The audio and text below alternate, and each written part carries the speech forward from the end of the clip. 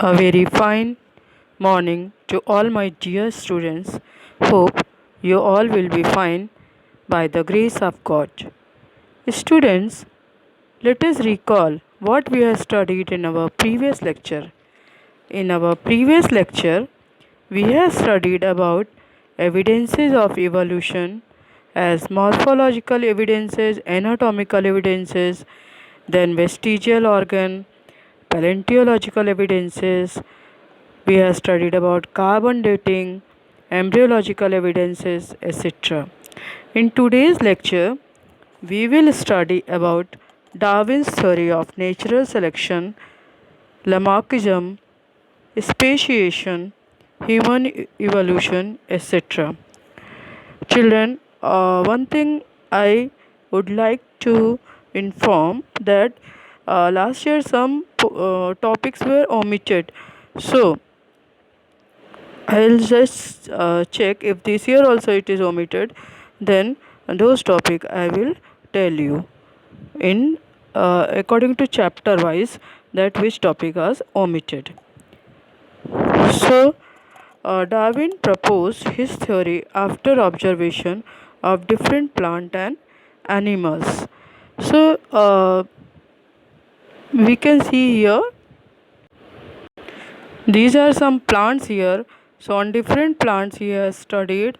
Then, here we can see some animals are there that were studied by Darwin. So, let us see now. One video is here. Just try to understand, and I think that will help you to understand the Darwin theory. Then we'll start with the lecture. Here is the video, children. Just see the video. I think you will enjoy it.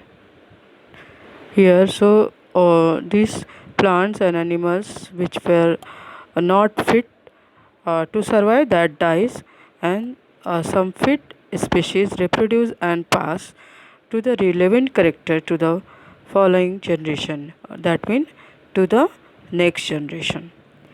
He was the Charles Darwin. You can see here the pic of the Charles Darwin. The process of selection of characteristics that contribute to the fitness of survival was called as natural selection.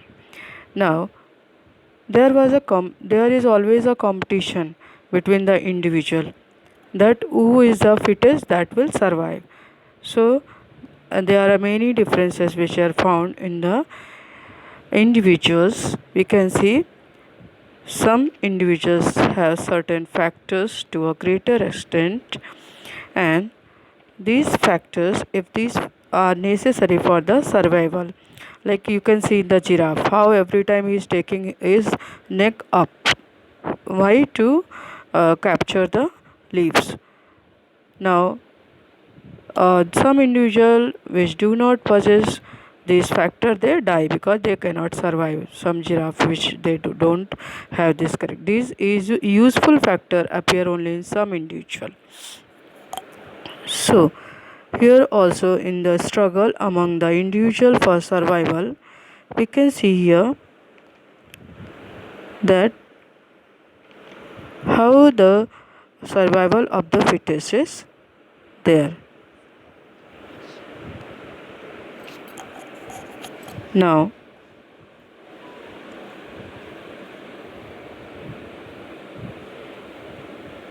see how this way the neck of the giraffe become tall and tall.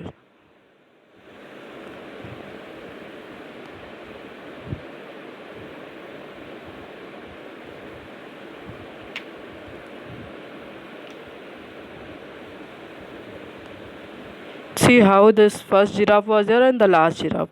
This process is described as a natural selection of these individual which are characteristic best adopted according to the selection by nature.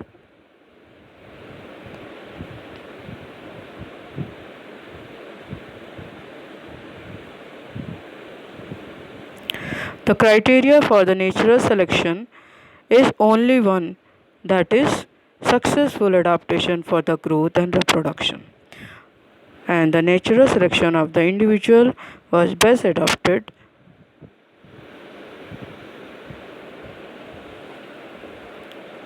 Here we can see a certain variety of the moths which sometimes fall prey to the bird. It was in Birmingham Kingdom, and here you can see two varieties are there. They were surviving on the trunk years ago. In this story you might have studied in the lower standard. In these they were surviving in the particular area. Hence here we can see that the grey moth camouflage on the tree. The black moth were easily noticed by the predatory. Predatory means those who are making them prey. So the population of grey moth was much higher than the population of latter one. So this is all about this pic. Now let us see our explanation part, children. This is our Darwin theory of natural selection we are going to study. So here Darwin was a scientist and he has done the collection of innumerable species of plant that already I have shown some of them and animals, and he observed those. Then he proposed a theory, and that theory is known as the survival of the fittest. Darwin published a book also. That book's name was Origin of Species. So children, this point you have to underline.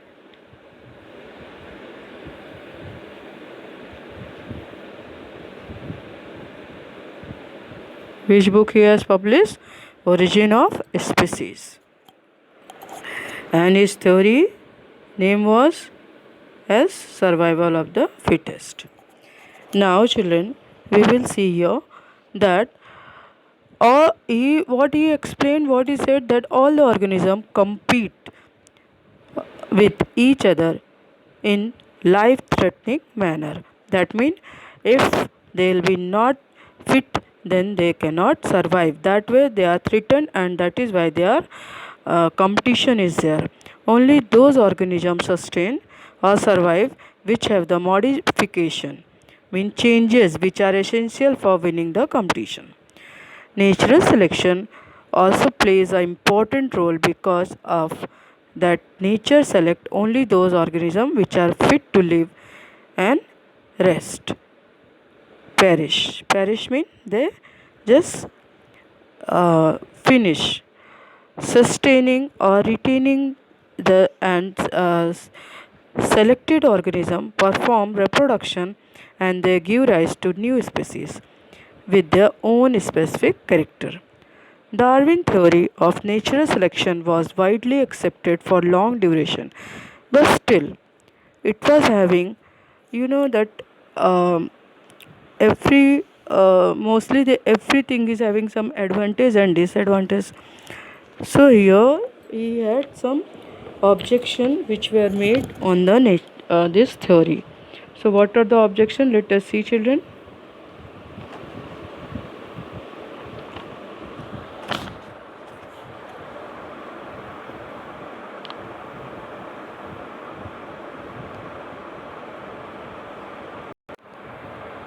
So here let us see, first one is the natural selection is not only factor responsible for evolution. So this is the first one. What is second one?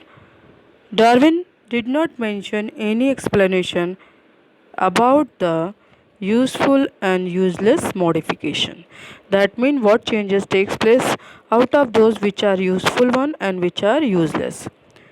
Third, there is no explanation about slow changes and abrupt changes. Abrupt mean sudden changes or unexpected changes. Irrespective of all these objections, Darwin worked on evolution, and that was a milestone. Now, children, let us have some introduction about this Darwin.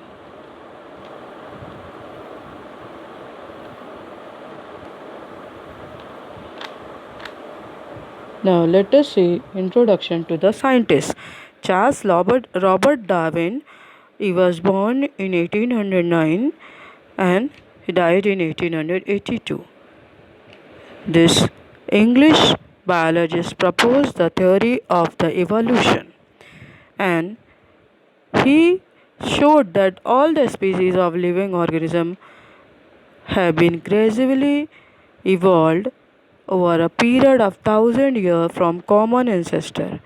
As well, he proposed that principle of natural selection is responsible for evolution. So this point you have to underline.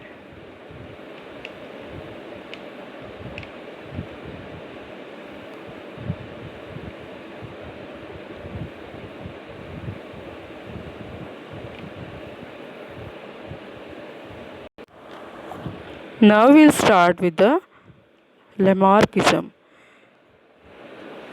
Jean-Baptiste Lamarck proposed that morphological changes occurring in living organisms are responsible for the evolution. And what is the reason behind those morphological changes? Is the activities or the laziness of that organism. He called this concept as principle of use or disuse of the organs. So first you underline this all. Now children, what do you mean by morphological?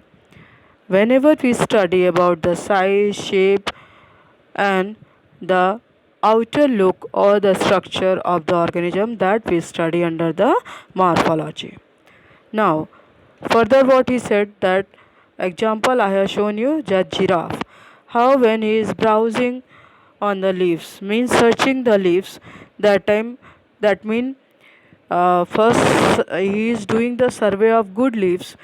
That time the leaves of tall plant by extending the neck for the several generation.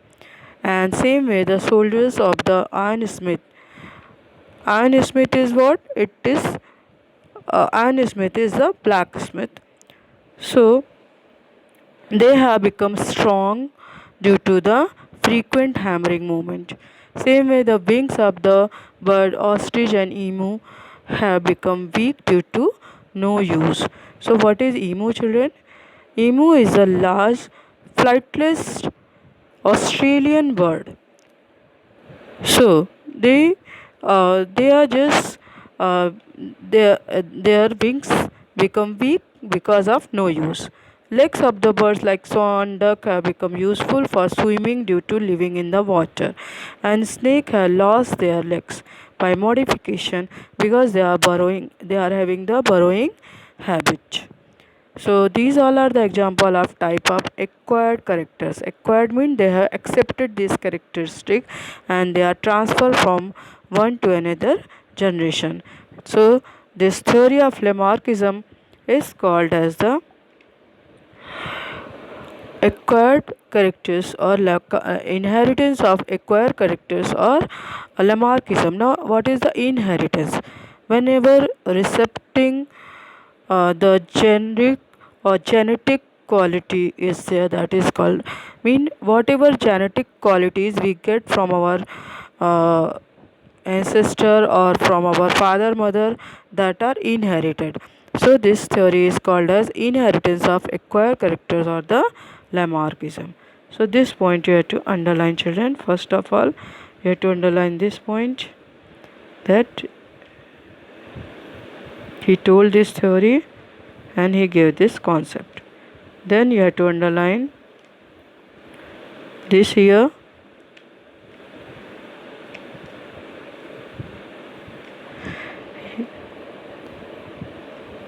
Here you can see in this picture that giraffe, how from this giraffe, this with the long neck giraffe is evolved.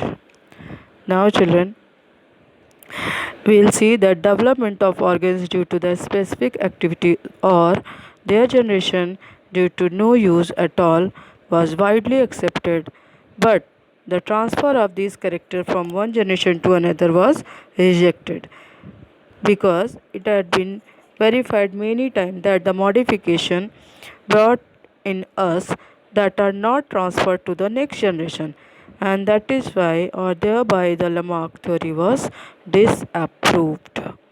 The living organism can transfer this point also you have to underline that why this theory was disapproved. This you have to see here, children. Now the living organism can transfer the characters which are acquired characters, and these characters are transferred to the next generation, and that is why it is called the ancestry of acquired characters. Now let us see about the Lamarck.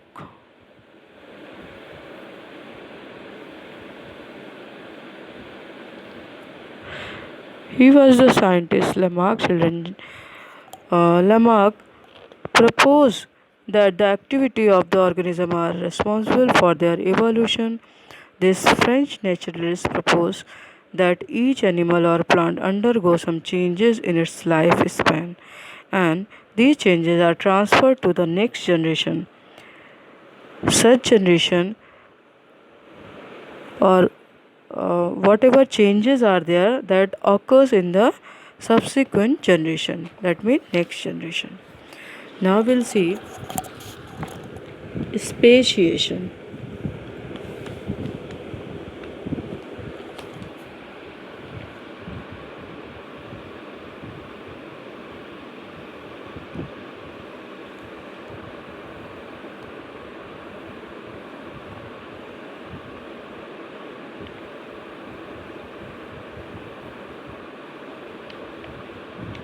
So this is all about speciation, children. Now first of all we'll see the meaning of speciation. When the formation of new and distinct species in the course of evolution takes place, that is called speciation. Now this formation of new species of plant and animals is the effect of evolution. This point you have to underline. The group of organisms which can produce fertile individuals through the natural reproduction. Each species grow in a specific geographical condition, and it has the ability for the certain period of time. So every organism's time is different. Genetic variation is responsible for the formation of new species. So what is responsible for the new species? Here we'll see genetic variation is responsible for new species from the earlier one. Geographical and the reproductive changes are responsible for this. Geographical and reproductive isolation leads to the speciation. Let us see the human evolution, children.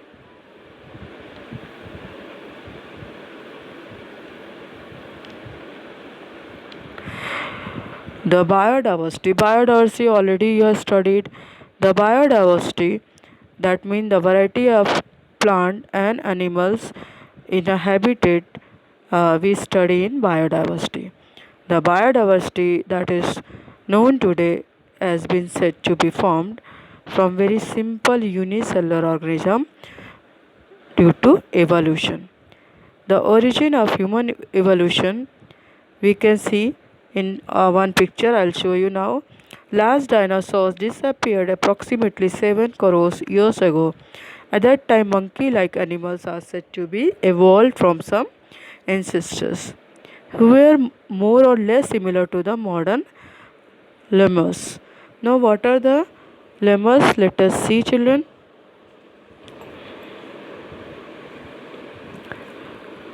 Now, we will see here that what are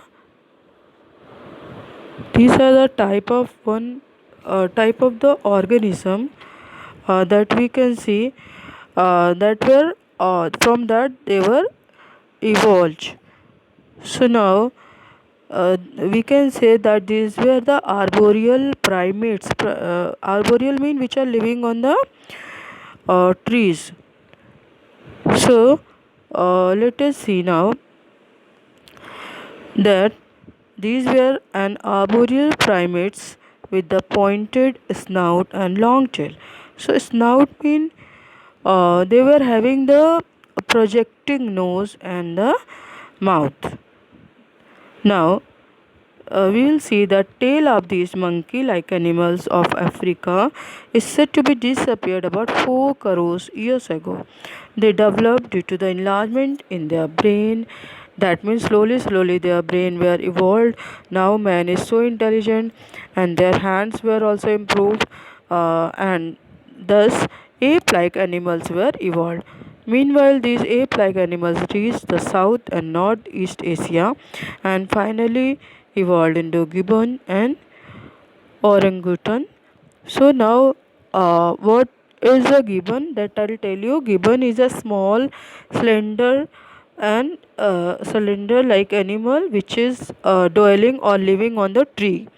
It is having the long and powerful arms.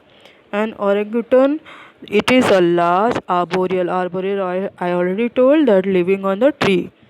Ape, which is just having the red hair, hooked hand, as well as the long arm, mostly found in the Sumatra region. Now, remaining ape like the animals stayed in the Africa, and from them the gorilla and chimpanzee evolved about 2.5 crores years ago. Evolution of some of the 2 crore year old species of apes seems to be occurred in different way, and they have used their hand for more for the eating food and other work. Let us see here some picture is there, children.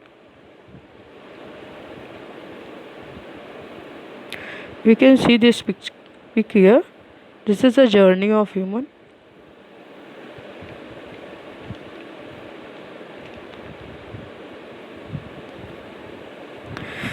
Now, first one you can see ancient animals like lemurs. You can see here.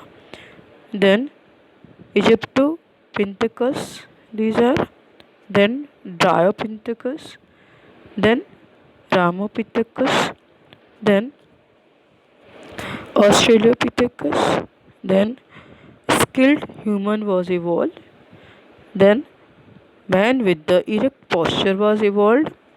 Then Neanderthal were evolved, and then Cro-Magnon were evolved. So this way the journey of human was there.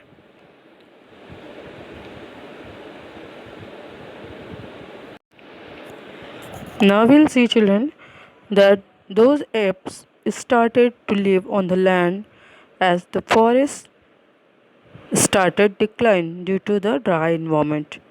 Their lumbar bones, that means the last bones, developed in such a way that they started to stand in erect posture in grassland, and thereby their hands also become available for use. These first human-like animal, that means first they were with all two legs and two hands they were walking. Now they became erect, and they were evolved about 2 crores years ago. First record of human-like animals is in the form of the Rampithecus ape, which was from East Africa.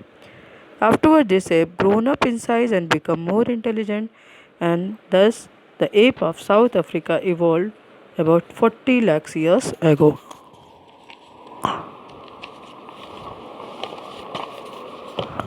So now, children, we'll see the development of the human brain here.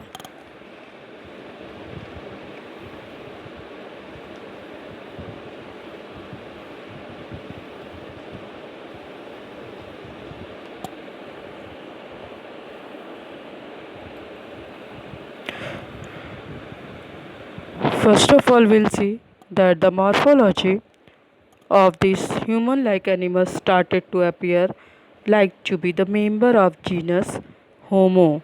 You have studied that every organism name is written in the form of genus and species. So it was genus Homo about 20 lakhs years ago, and thus skilled human developed about 15 lakh years ago. Human walking with erect posture was evolved. It may have existed in the China and Indonesia of the ancient Asian continent. Now, children will see here that evolution of upright man continued in the direction of the developing its brain for the period about near about 1 lakh year. And meanwhile, what he discovered? He discovered fire. Brain of 50,000 years old man had been sufficiently evolved to extend that it could be considered as a member of wise man. So, along with the genus and species, it is called the class was wise man and it is called Homo sapiens. Neanderthal man can be considered as the first example of wise man. The Cro-Magnon man was evolved about 50,000 years ago, and afterward this evolution became faster than the earlier.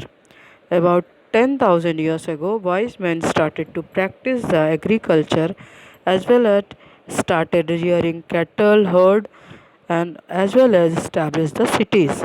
The cultural development took place in the art of writing was invented nearly 5,000 years ago, and this way the history had been started. The modern science emerges about 400 years ago, and industrial society sorry the modern science emerges nearly about 400 years ago, and the industrial society was established about 200 years ago.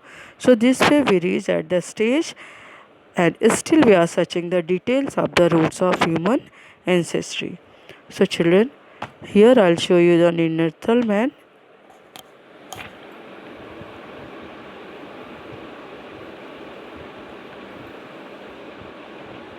This one you can see, children, Neanderthal man. Then this is the development of the human brain. We can see how the brain was developed this way. So children, here this lesson got over. In next lecture I'll give you notes, children. Again I am reminding you that you have to make 100 pages notebook, write all the important points, whatever the diagram are important in this chapter, that you have to practice. And you have to when I will send the PDF of notes, you have to copy those notes lesson wise and put the date, which day I will send, on which date I will send the PDF, that date you have to put for that lesson. You have to make the notes in proper way along with the index and diagram, everything, and there also you can underline the important point. So one practice book you have to make. I will try to give some assignment after the first chapter. Thank you, children.